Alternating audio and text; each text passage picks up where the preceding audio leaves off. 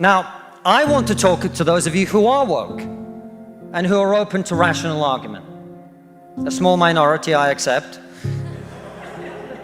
Because one of the tenets of wokeness is, of course, that your feelings matter more than the truth. But I believe in you. I believe there are those of you here who are woke, who are open to rational argument, so let me make one. We are told that your generation cares more than any other about one issue in particular, and that issue is climate change.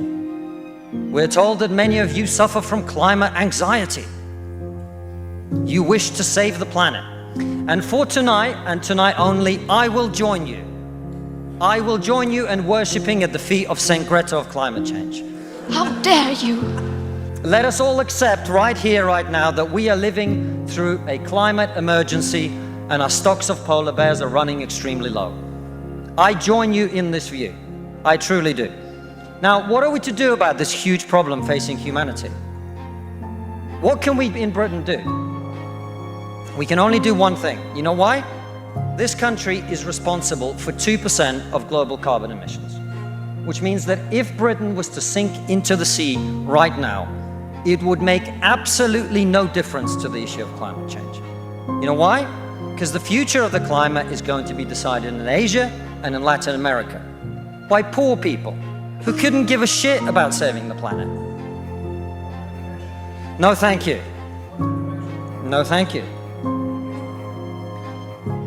It's going to be decided by poor people in Asia and Latin America who don't care about saving the planet. You know why? Because they're poor. Because they're poor.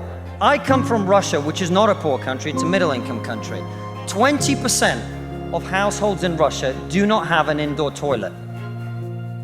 What they have is an outdoor toilet. And I don't mean one of those nice portaloos that we get here. I don't even mean a Glastonbury portaloo. I mean a wooden shack with a hole in the ground that holds a collected fermented memory of the last 10,000 visits.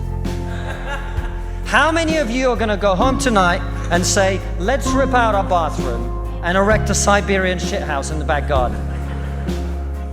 And if you're not, why should they? 120 million people in China do not have enough food. I don't mean that they don't get dessert. I mean they suffer from malnutrition. That means that their immune system is breaking down because they don't have enough food. You're not going to get them to stay poor. Imagine you're Xi Jinping, the leader of China. When you were 10 years old, there was a revolution, a cultural revolution in your country, and people came and they put your father in prison. Your mother had to denounce him. Your sister killed herself. And you, no longer enjoying the protection of your formerly powerful father, were sent to a village where you lived in a cave house. And here you are, decades later. You have clawed your way up the bloody and greasy pole of Chinese politics to be the undisputed supreme leader of the very Communist Party that destroyed your family.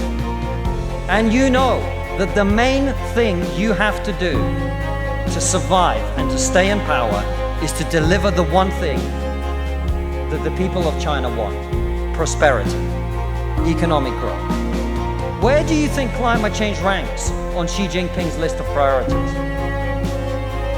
A third of all children who live in extreme poverty in the world live in India. That means they are starving and dying of preventable disease. Now, about 15 months ago, my wife got pregnant. And for 9 months, we talked about what our boy would look like, what he might do when he grows up.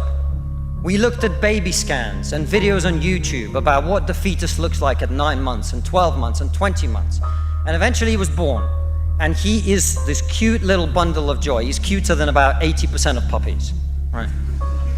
Now, if you said to me that I had a choice, either my son had a serious risk of starving or dying from a preventable disease in the next year, or I could press a button and he would live.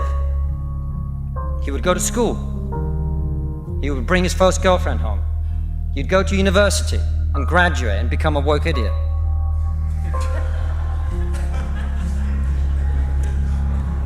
And then he'd get a job and get married and have children and become a man. But all I have to do is press this button. And for every day of my son's life, a giant plume of CO2 is going to get released into the atmosphere. Now, you're all very young, and most of you are not parents. Let me tell you something. There is not a parent in the world who would not smash that button so hard their hand bled.